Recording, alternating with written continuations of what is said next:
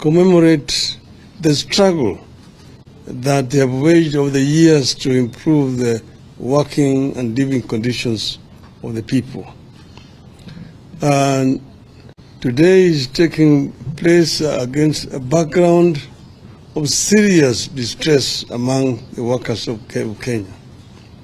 But I want to take this opportunity to congratulate all our workers for their resilience and their endurance.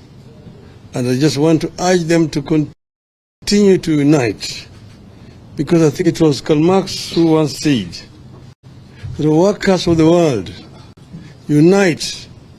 You have nothing to lose but your chains.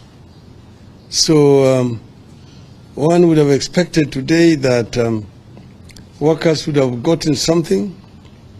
Unfortunately, nothing has happened to the workers, basically because of the lack of concern by those who at the moment have the responsibility to manage affairs of our country.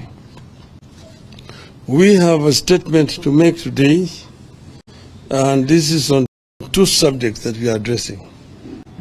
This statement is on Shakahola massacre and protest rallies.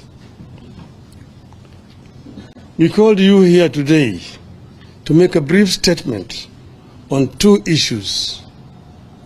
First, the Shakahola cult massacre, and secondly, the protest rallies planned for tomorrow. Yesterday, Honorable William Ruto announced plans to set up a judicial commission of inquiry to probe the Shakahola cult deaths. The regime also declared war on our protest activities planned for tomorrow, and they have repeated it today.